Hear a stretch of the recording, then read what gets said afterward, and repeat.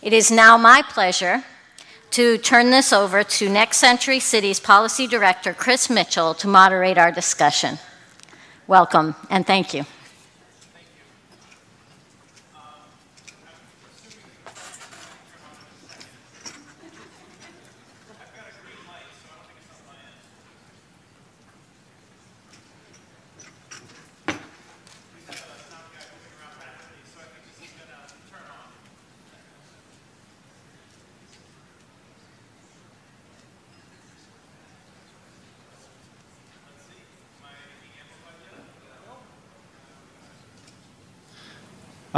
There we go. Now I can hear myself even.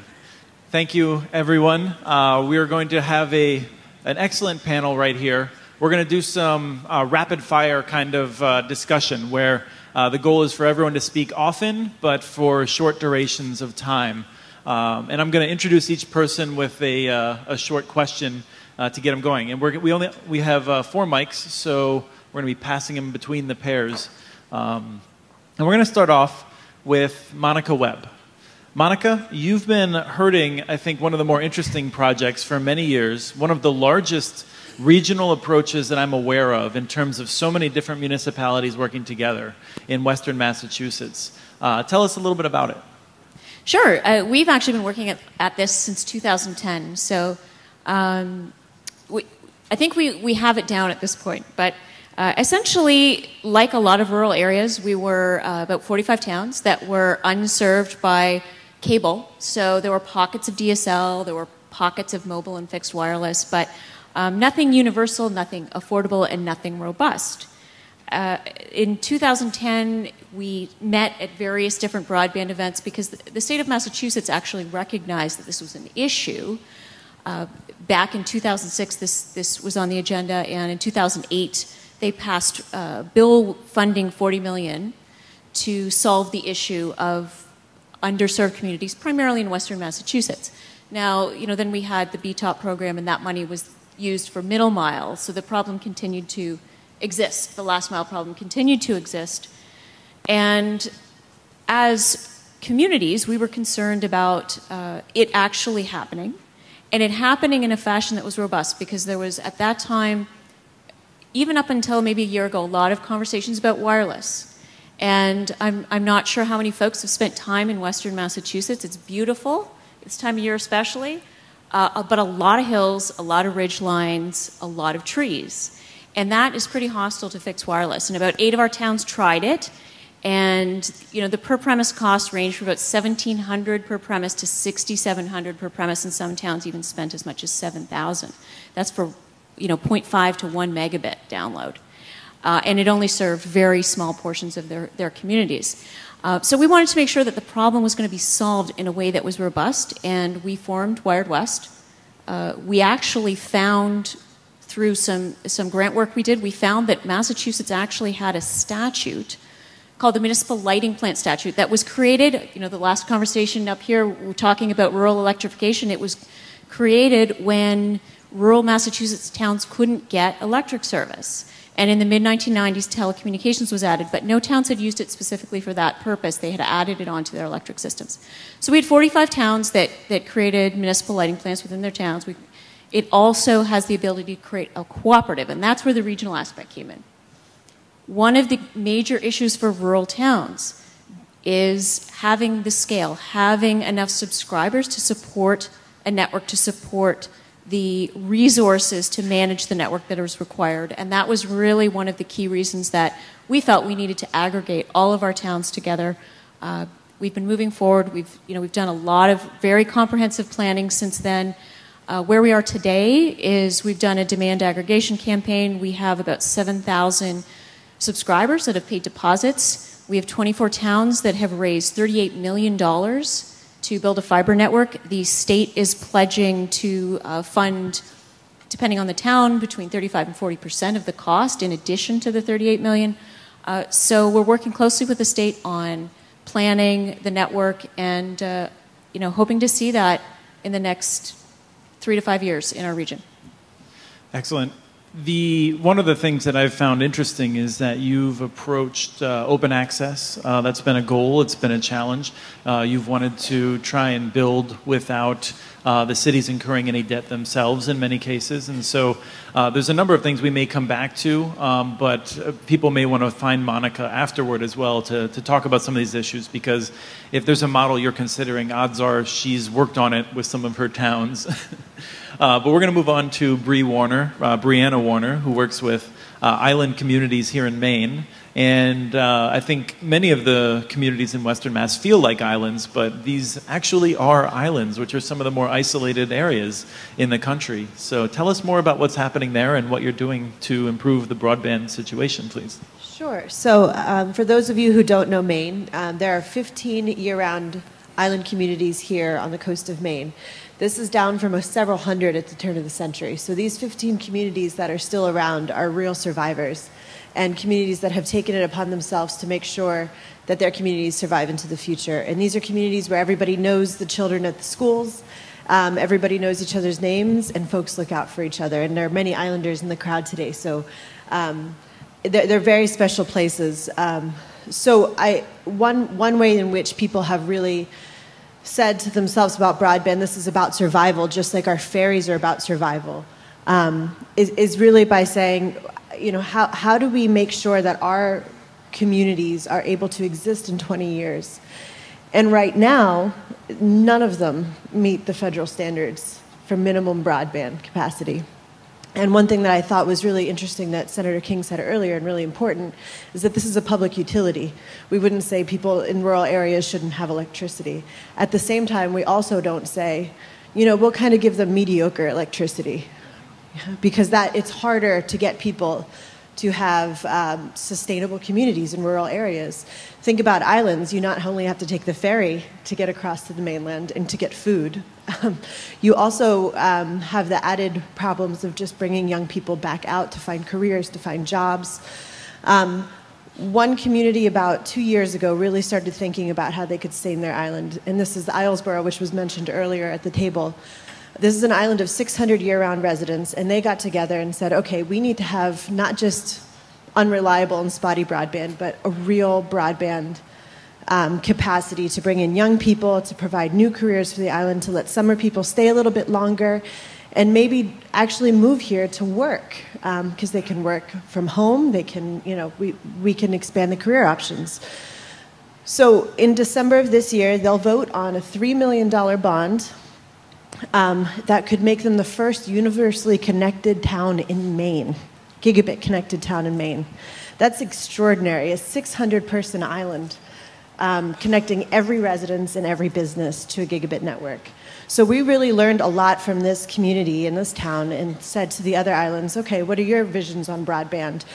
And so we contracted Tilson Technology earlier this year to do a survey of 13 of the 15 islands to kind of get some idea of a community vision about what is broadband to you, what would you like to see it used for, and how can we be helpful in getting you to get to that point. So we're very much at the first stage in that.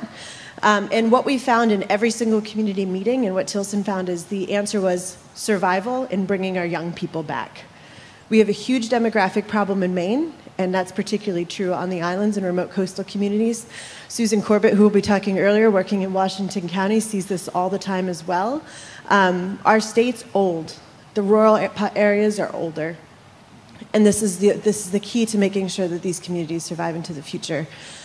So we're really excited to see what comes out of this report, and we have had a huge benefit of having some really independent-minded and hardworking folks in the state of Maine that have made some real impact in getting rural communities connected.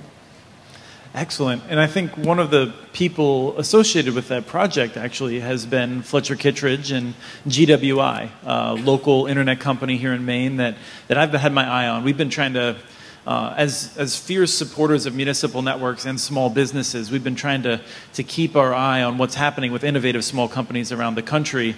And GWI has been keeping us busy with the various approaches you have going on here. Can you tell us a little bit about what I've heard termed the Maine model, please? Sure. So, Qualities of Maine culture is we're ingenious and we're self-reliant because we have to be. If you're on an island, you better be able to support yourself on the island. And we're resourceful.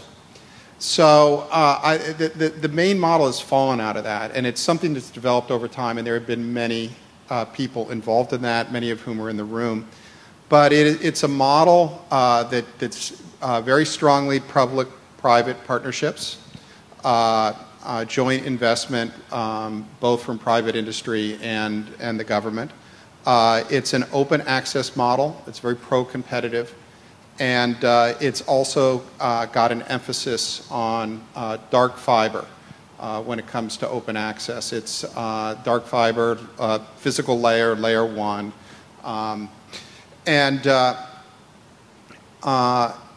There are about 8 projects you can look at that are following this model. The most significant one, which has been a smashing success, which has led the way, is the Maine Fiber Company's 3-ring binder, which was a BTOP, 80% government investment, 20% private investment. And it was, what I noticed is it's been a success for both the government side and the private side. And it was, we never get to make investments looking backwards. We always have to make them guessing about what the future will be. If you had gone back to 2009 and said, we're going to build this network, dark fiber network, it probably, if you could see the future, you would have realized that it didn't need a government subsidy. It ultimately, a day would come when it would be a great investment just in terms of if private industry had come up with the money. But there was no way anyone could see that in 2009. And it's not so much the government subsidy, but the government was willing to take the risk to do it. They could give private money some confidence that everything was going to be okay. So that the 3-ring binder is an open access, very high capacity, meaning many, many strands of fiber, dark fiber network. It's about 1,100 miles long. It spans all of Maine through the rural areas in 3 big rings. And what it has done is it's been around for 6 years. It's in fairly, it's going to be used far more in the future than it is now, but it's already got 30 or so providers using it. And some of those are the people you would expect in Maine. I think just about every provider in Maine is using it, except one of the incumbent cable companies. And but it's also drawn in a lot of national or international providers that would have otherwise done service in Maine, because it's a really useful platform for them. Open access means that they know that they're not going to be at a competitive disadvantage. They can come in and do business here, and it's going to be a level playing field. And also the way it was structured, some of the government subsidy is essentially passed on, meaning it's cheap. It's the fiber compared to what you'd find most places. It's a very, very low rate. It's half of what you would expect to pay if you were buying just straight up from a commercial provider. And so that created a huge middle mile.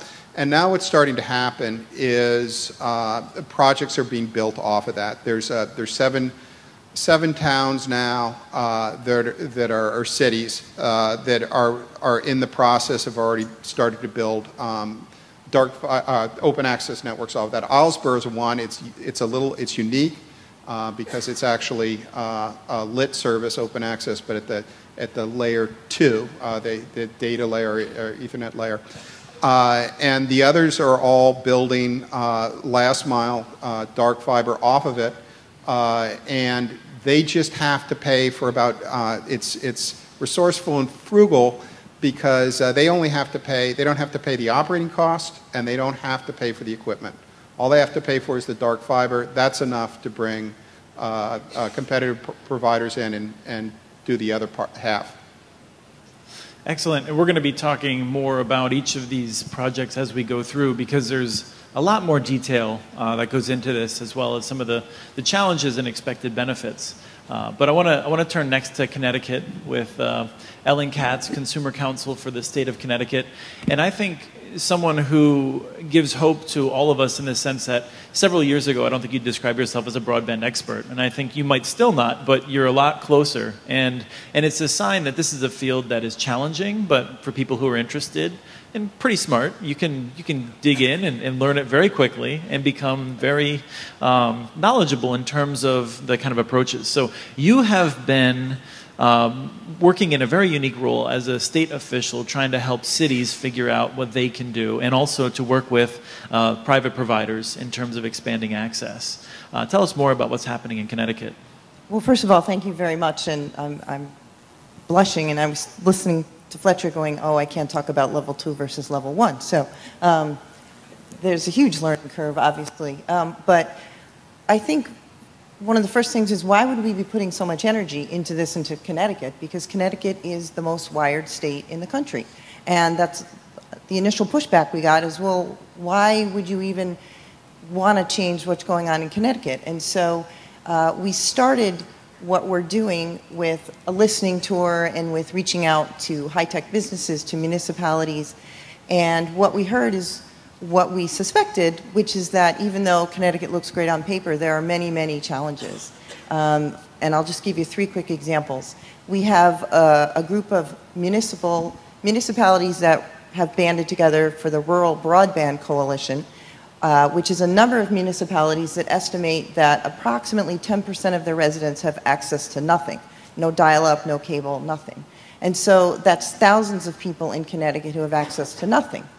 And we also hear from many businesses that their access is very limited, and even if they can get access, it's incredibly expensive. You would probably be surprised to know that there are businesses on Main Street in Hartford, which is exactly what it sounds like, Main Street, who have Comcast on one side of the street, but it will cost $60,000 for Comcast to cross the street, and so the businesses on the other side of the street are actually on dial-up.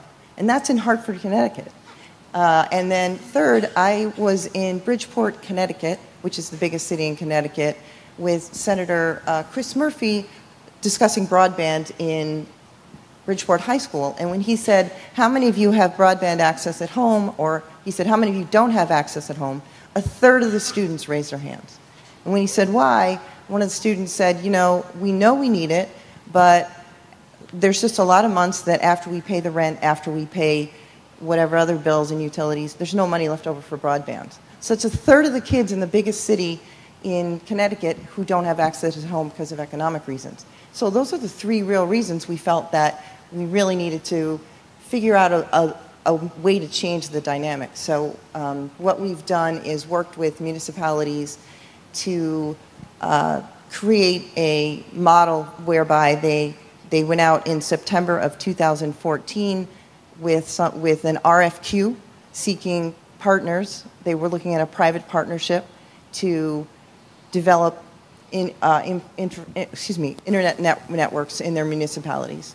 And they had 4 requirements. One is that respondents had to provide financing. The municipalities were not interested in municipal bonding. It had to touch every home, be fiber to every home, had to provide a basic level of internet service to every home at a very low cost, and then be able to provide gigabit infrastructure at competitive prices around the $70 to $90 per month. We got a number of respondents. We did vendor interviews, and I should say we started with 3 municipalities who were leading this effort, and it is a municipal-led effort. And along the way, within a month, we had 46 municipalities who had joined us. And now we have like over 100 municipalities who are interested in moving the ball forward.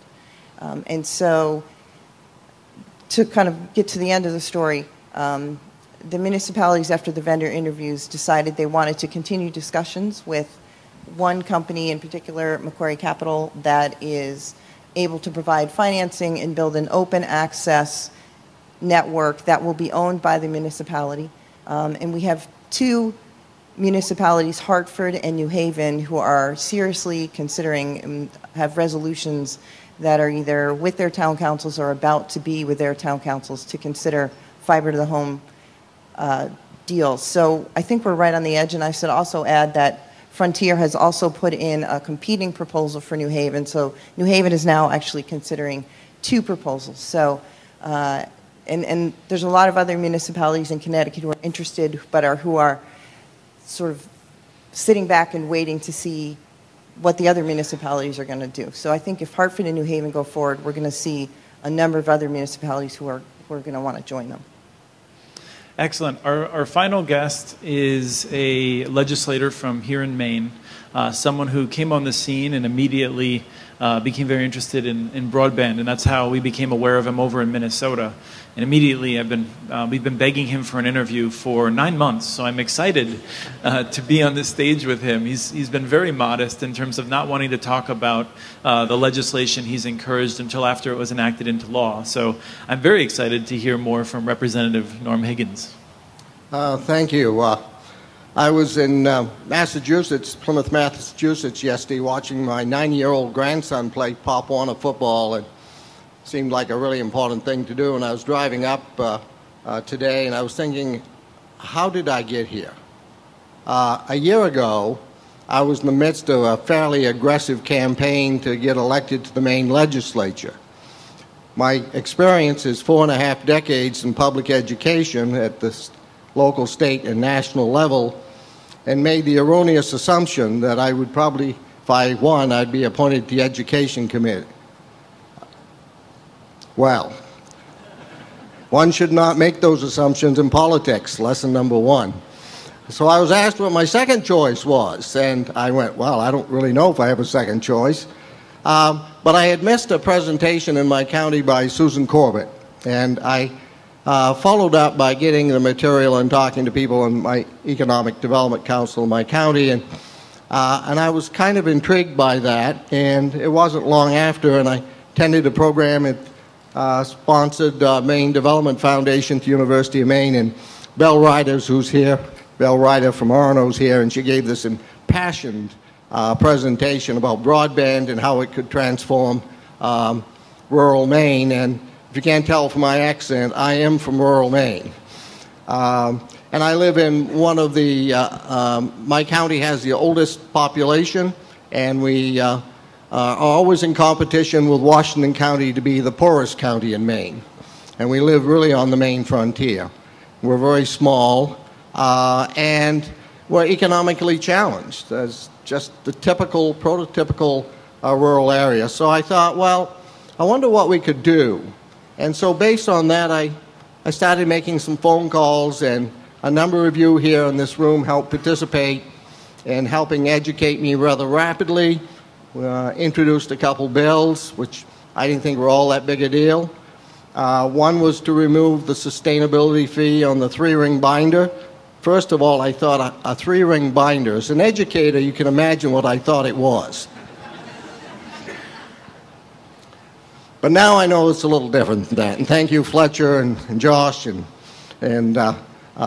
several of you others, and actually helping me educate me on what that is. And we were successful in getting bipartisan support for that bill. The governor signed the bill, and if you're not from Maine, you know that's a rare feat around here now, that bipartisanship and a governor's signature just doesn't happen very often. But that was fairly early in the session, so the other bill was a much more complicated and complex bill, which was to create the Municipal Gigabit Broadband Access Fund.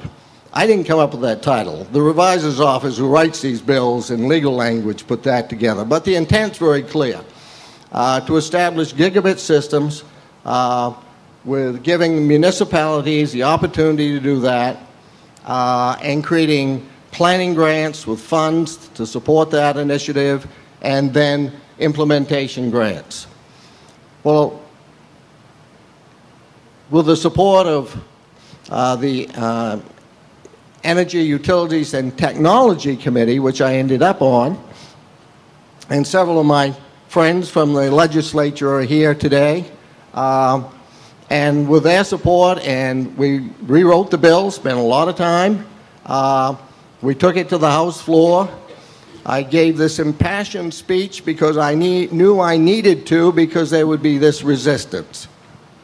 And after my speech, there was dead silence in the House, and nobody spoke for or against it.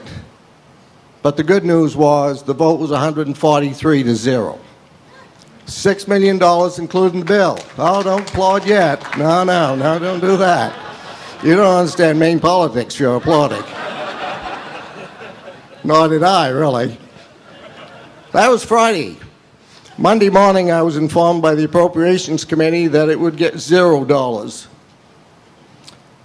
I was informed Monday afternoon that Republican leadership in the Senate, which is the majority party in the Senate, and I have my party, in fact, Republican Party, was going to oppose the bill. So we spent 6 weeks tenaciously working with the state Senate, and we ended up with a second major amendment on the bill, which was really to save any components of it, was to strip the funding. Even with stripping the funding, it was questionable whether we could get the bill passed. The bill passed, and the story I really love about this is you have to put some funding in a bill, so you put 4 accounts of $500 each. You never really put the money in it, but it's a placeholder. When the bill went to the governor's office, he literally took a pen and scratched out the 500 and put in 0, 4 line item vetoes, which meant you have to have 2/3 majority in both houses to override 4 times. And we were successful in getting the override, not by a small margin in the Senate and a very large margin, bipartisan support again in the House. At the end of the session, for those of you who know in Maine, we had a few bills that the question is, are they bills or aren't they bills? Because the governor didn't veto them but said he didn't have to. That's a long political story. And lo and behold, wouldn't you know, the municipal broadband bill was one of the 19 that fell in that category. And it wasn't until August that the state Supreme Court made a final determination that those 19 bills were in fact law. So we do have the bill now in law. We have a placeholder. We're in the process of finding the resources to announce planning grants in the spring, and I actually am pretty optimistic that we have found the support to do that and be announced later this fall. So it's about the political process of trying to get, I think, a public policy, and when the legislature and the political parties and the governor are at different points, is really difficult to establish public policy, would be my point. Excellent. At every one of those stages, when something seemed like progress, I would send an email that said, hey, how about that interview now? And he'd always say, there's something else on the horizon. So it's been a long time, but it's well fought, and I'm extremely thrilled that the bill's passed, and we'll fight over funding in future sessions. We are going to go into the lightning round now, and before I do that, I want to say that we have 5 different experts up here for a variety of models. There are still more models that are not on the stage today, and I want to echo Senator King's remarks that this really is an all-hands-on-deck kind of thing to get America the kind of connectivity that everyone needs. And so these are not exhaustive, but I think there are some interesting ideas worth pushing into. So I'm going to ask my panel to be very brief, but I'd like to just talk about some political hurdles that you have encountered along the way in terms of these regional approaches. Is anyone really excited to jump out with a first hurdle? Monica? Thanks. I would say, you know, we've had a state government that's been quite supportive. Not that we haven't done our part. You know, whenever there was a hearing, you know, we would pack a Greyhound bus of people out to the State House to testify, or, you know, get 600 letters to the committee that was overseeing the hearing. So the state legislature has actually been quite supportive. I would say the issue occurs at the local government level. You have varying levels of understanding of the technologies. You have a lot of sources of misinformation. even though we're talking about municipal broadband and the vast majority of us agree with the concept, you have people who are soapbox seekers, you have media who don't really understand the issue, you may have wireless providers that are convinced that's the future and we don't need fiber. So you end up with a lot of misinformation floating around that you need to address in the media or have a really close relationship with your elected officials to make sure that everyone understands the technology. You know, these small towns. Let's actually push into that for a second, and we'll come back to hurdles in a second. But right now, let's address one of those. How do you deal with local government that needs to be better informed, perhaps from a variety of viewpoints? Anyone on the panel have a suggestion?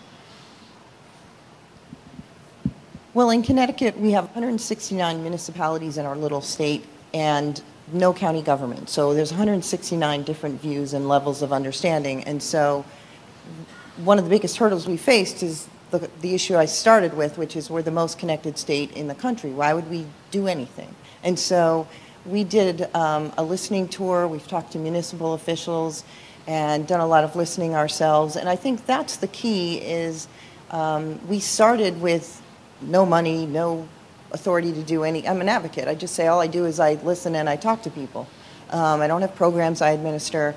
So I think it's that process of listening and engaging and talking to people and then building your own network of champions. We've had great advocates in the state senate, in the administration.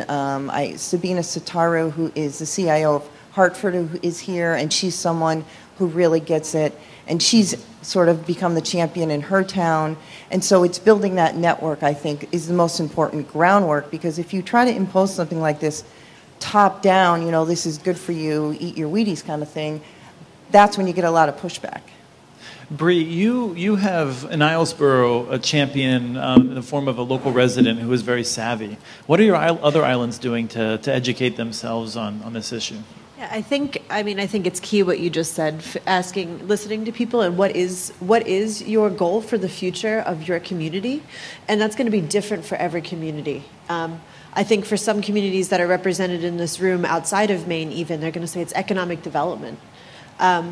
That has not been the case for most of the communities in which we work, but you have to listen. And it was really interesting when I talked to Tilson Technology the first time, said, you know, we would like to replicate a little bit of what you did in Islesboro. And they said, you know what was so interesting is when we had our community meetings, everyone said the reason they wanted this is to bring back young people, and we'd never heard that before, right? And that's going to be very different from a New Haven.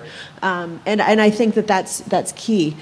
And so then once you learn what the community wants and what the goals are, one thing we've done in the Island Institute for 30 years for lobster licenses or any number of other things that we found have worked is the same that's true for broadband, is you sit down and you have discussions. And you find the people within those communities that are really interested in having those discussions. I think the person you mentioned from Islesboro, Paige, one time I called him and I said, oh, what does your day look like? I'd like to connect with you about some stuff. He said, well, I have to go to the sewing circle and talk about broadband. And I mean, it's really about going to every group within your community and figuring out what it is that they want, because there's always something that people can get from this, and then really trying to capitalize on that.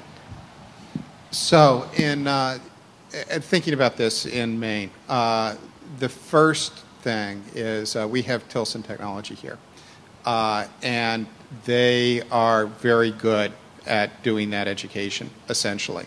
And helping towns figure out where they are on the path and what they need. And the needs of towns really differ.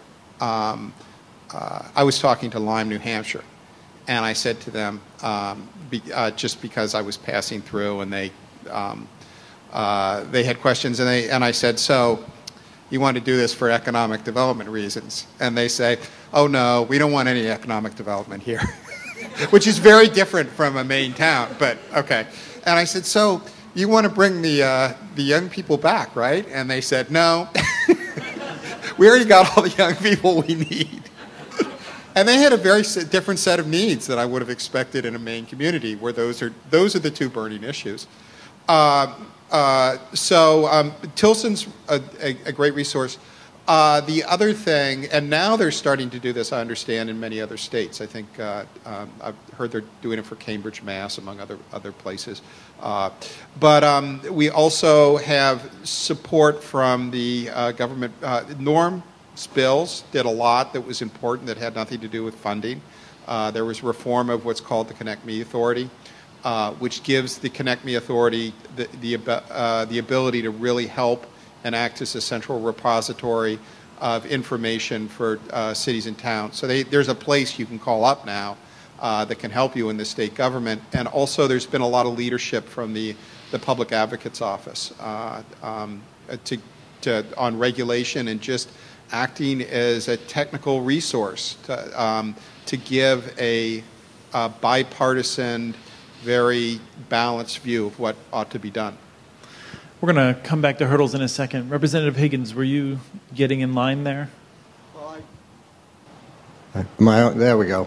Obviously, economic development where I live is really important, and retaining our youth and creating vibrancy in our county, and I could go on and on. But what is tomorrow morning I'm doing my 5th presentation this month in my county on telehealth. That has really surfaced as being the #1 priority that the public seems to be able to get its head around. We're very rural, and what we know is that seniors want to stay in their homes as long as possible. We know that we want to improve our health care, and we can't bring specialists into our county. So the whole issue of telemedicine and a lot of different definitions and takes on that, but it's really become the driving motivator for, probably because we're very old, like myself. But it's become a real motivator, and I don't think we should overlook that as a driving force. So I want to come back to, well, before I do that, I want to say Next Century Cities and NTIA both have resources as well to help educate communities, and I strongly encourage you to look for those. NTIA can draw on a lot of lessons over BTOP and a lot of the work they've done recently. With Next Century Cities, we've published a number of resources, but we also can put you in touch with similar communities that have faced similar challenges. So please reach out if you're interested. Going back to hurdles, I want to zero in on one to talk about some of the incumbent provider reactions. In the United States, the official United States policy is supporting competition. It sounds great and everyone loves it. This is a hard business, and a number of incumbents, I think, look at that and say, look, it's hard enough for us to keep these good jobs as it is. And so they fight fiercely against the new competition in many cases, and I think that's is not something that some of us, will argue in the policy arena that we need more competition. But we need to recognize that this is a hard environment, and so we see in some cases them responding forcefully, particularly when local governments are getting involved or state governments. So I'm curious how incumbents have reacted to some of these projects along the way or in the main state house.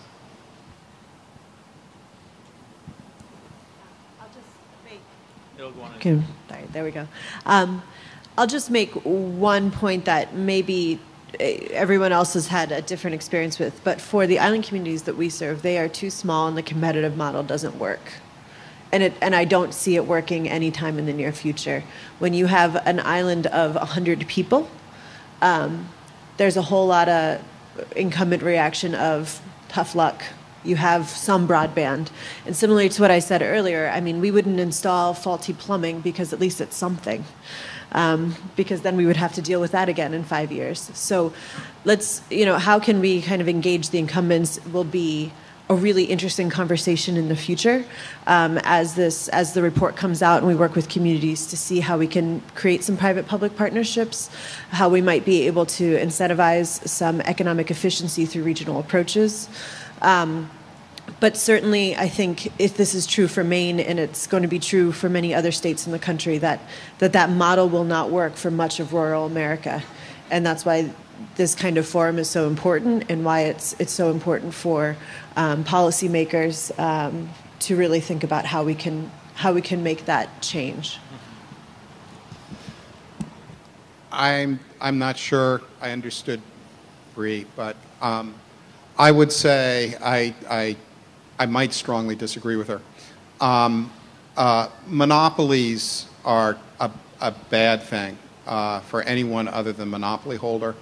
And I don't think a government monopoly, I haven't seen any reason to believe a government monopoly is any better. And that's where the whole open access thing for us comes from.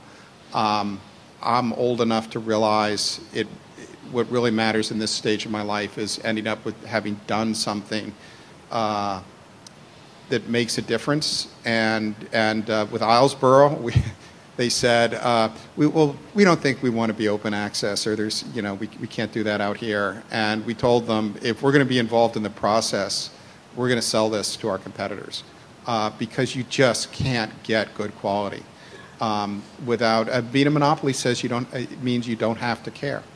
And if you don't have to care, you're always going to take the path of least resistance for you, and you're going to maximize your profits, and you're going to minimize your quality. And I just think that is human nature. So I think even in the rural areas, particularly when there's money involved, you need to drive the level of monopoly down the stack as far as you can to the physical access layer. And rural people deserve good networks, and they're not going to get them without competition. Well, I think I want to just jump in. I love having a little bit of disagreement on the panel, and I actually think there's not as much as we might have just heard, because it's true in many cases in the United States, the preferred model of the United States government has been encouraging facilities-based competition, which I think is not going to work on small islands and that sort of thing, and that's where I think we hear that there's another model for competition, which is one in which you share the network assets. So that's, I think... That's an accurate way to put it. Like I said, I think Bree might have been saying that. Yeah, okay. I completely agree with you, Fletcher. Okay, I'm saying the all current right. model of saying that only if it's economically viable And should this fiber network be built. Tilson has convinced me, they've done a good analysis, that dark fiber on an island was just not going to work. But Ethernet level, the next level up. You're hitting the danger zone for technology. Sharing the equipment as well as sharing the fiber was the only way to do it in a really rural place. But that means there's less ways for competitors to differentiate themselves, and less attractive for them to go into the market. And we've heard many, I think I'm going to ask Monica very quickly, and I'm going to come back to Ellen, but Monica, my understanding is in Wired West, for the most part, you've not faced much opposition. You're in an area where I think the incumbent operator has more or less washed its hands of you. Yeah, if you go to the Verizon store, you will not find any material that mentions DSL. It's all wireless. You can get your broadband over wireless, your phone over wireless, everything, but they're really not interested in anything wired. When we were in our advocacy phase where we were talking about economic development and retaining the youth, everyone agreed with that, and everyone was on the same page, and it was great, and the media were championing us, and everything was wonderful. But now that the money has been authorized, now that the plans are being made and towns and cities are seeing the dollar signs, and there's one particular small CLEC, for example, that is seeing how much money can be made for them by being the operator in each town, we're getting a lot of sort of backdoor opposition there. So that's that, and that's something that's fairly easy to address because most of the claims are frivolous. But it is interesting to us that we didn't expect to have any competition because none of our towns have a lick of cable service. So we really didn't expect to have that kind of, cable monopoly funded disinformation campaign or price gouging or anything. We haven't seen any reaction with the exception of this one particular small CLEC. All right, we have Ellen's going to take the microphone. If there's audience questions, we have at least 2 microphones that I can see. If you want to stand at one of them, I'll come to you after Ellen finishes. Yeah, we've had mixed reaction from the incumbents. There are those that realize that if we build a large open access network in an area that's not within their territory, there's going to be tremendous opportunity for them to provide state-of-the-art product over a great system that they didn't have to build. On the other hand, we have also faced some significant opposition from Frontier, and I appreciate they're a sponsor of this conference. And I hasten to add that they're great partners in certain areas, and they've worked with us. They're working with us on the rural issue, but in New Haven in particular, they've been very upset. It's their headquarters that that this CT gig project has been put forward. The head of their union has publicly called for my resignation because we're taking his jobs. He's now backed off of that and is just now saying I shouldn't be reappointed. But you know, it's it's getting pretty tense at points. I saw a hand. If you want to make your way to the microphone, please. Would love to have a question. Well, it's sort of a question. Back in 2006, my brother-in-law and I decided to start an internet company on Shebig Island, one of the many islands out here. And we went to everybody. We had Fletcher down. We've had talked to Fairpoint. Nobody would do it, so the two of us took it upon ourselves, along with a few investors. We went to Connect Maine. We've gotten a total of $150,000 over the last few years. And we started with, 900 megahertz all around the island everywhere. Then recently, last few years, we went with Cornerstone. They helped us to get DSL. And we're really excited. We have 88% of our community of 350 people have the internet now at least 1 megabit, which is huge considering what it used to be. And we are offering 100. We have 100 megabits coming over from Portland on a radio. And we have partnered with everybody, Tilson, GWI, Axiom, Cornerstone. It's been a real conglomeration of partnership to provide this service to our community. And we're thrilled to do it. The first thing I want to say is the biggest problem is still there are people in the community who don't want our tax money going to it. They still feel it's unnecessary. Some don't even want it because it just adds more people to the island. We want the people. We want the opportunity. And a lot of people have moved to the community because of our service. And we are thrilled that the Connect America grant has come through, and Fairpoint is going to be able to put a fiber across to Shebig. And we're thrilled about that. Instead of having it come by airwaves and on Tilson's microwave from one end of the island to the other end of the island so that we can spread it out on the Fairpoint lines, which we've utilized every one of the lines. Right now, people are being turned down at the far end of the island because there are no lines to get there, and we can't. I'm sorry, but can I ask you if you have a question? It's a terrific story. We're just running out of time. I'm sorry. No. Well, the question is, what can we? Is there? Fairpoint is running the fiber. We are hoping to be able to get on that fiber, and we're hoping that we'll be able to get our bandwidth through the fiber rather than over the airwaves. And I wonder about the opportunity to be utilizing everybody together. And I guess that's mainly my question. Thank you. Okay. I think that may be a challenging question for us to answer because a lot of times those decisions are made by Fairpoint and oftentimes not even by local Fairpoint officials who may have a differing opinion than the head office. Do we have any reactions to that? My first reaction is Fairpoint may be more flexible than you might think, and the answer may change over time, one. Two is, eventually you're going to need fiber around the island. I know you do DSL now, but think about the fact that that's just not going to cut it in the future, and start thinking about how you might get into the fiber business. And my guess is you're not going to find anybody else who's going to want to get in the fiber business in the island.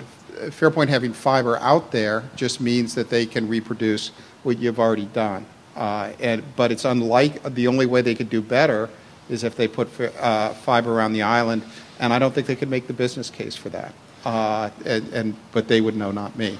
So I think Fairpoint is certainly here, and so I hope that you'll have a chance to speak with them. Yeah, and so you might find that there might be a way, particularly if it's a vehicle to show the good stuff they're doing, that there might be a way to work with them, and I'd just keep on it. Answers change over time. So we're going to go through the last round here. I would like to ask everyone, I'm going to end with you, Fletcher, and I'm going to give you 1 minute in the end to talk about fiber versus wireless, because this comes up all the time, and you're going to very briefly end it, and we're going to see how succinct you can be on this. But before then, I would like to know sort of what's coming next steps. Representative Higgins, if you'd like to start, please.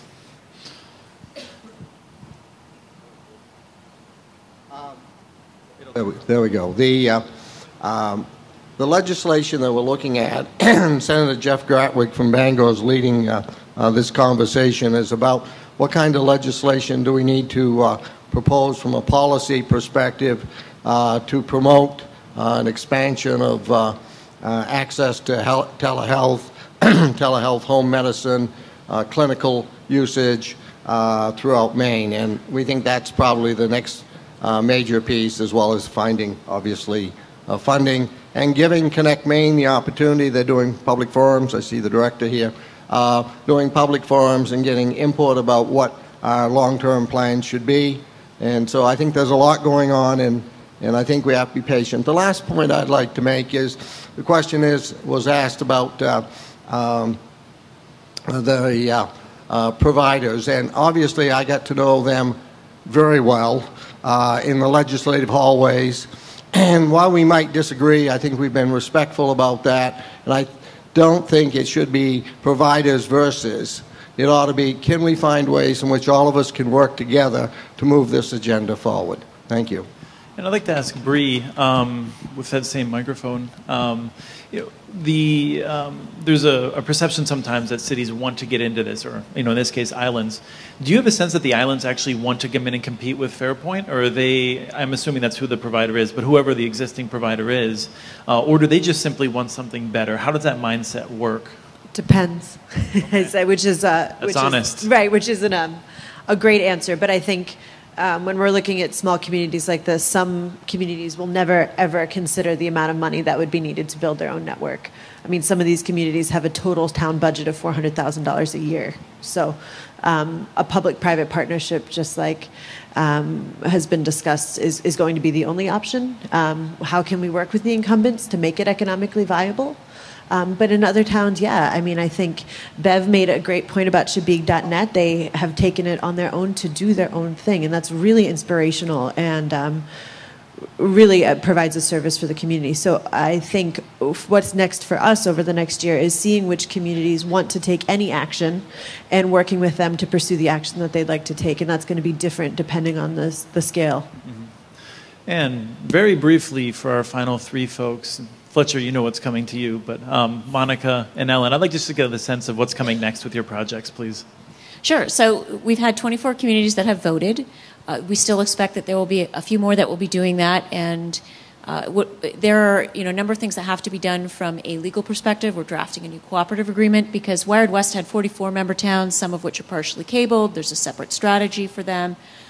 Some of the towns are not doing anything. A couple of towns are doing their own thing. So the towns that are moving forward with the regional network, drafting a new cooperative agreement for that. Our financial model, I think it's probably the most exhaustively vetted, with the most input of any financial model for a municipal network in the country. We've been working on it for 4 years. We've had many, many, many national consultants that we've procured, that the state has procured. We've talked to operating networks. We've had them review the financial model. It's been built from the ground up. It's been refined. So there's still a little bit of tweaking there, but largely the financial model is done. So now we're really going into working closely with the state on planning the network, on making sure it is as efficiently as possibly planned. Just to go back to what Bree was saying about these communities. Can I ask you, I'm sorry, I'm just going to have to cut you off. And because we've been friends for a long time, I feel confident doing that. We've run a little bit over, and I want to just get a final comment from each of our last people. Yeah, so in addition to Hartford and/or New Haven being pretty close to starting to do the financial commitments to a fiber build, we also were created in the last legislative session. The State Broadband Office was created within my office, which was a really positive thing.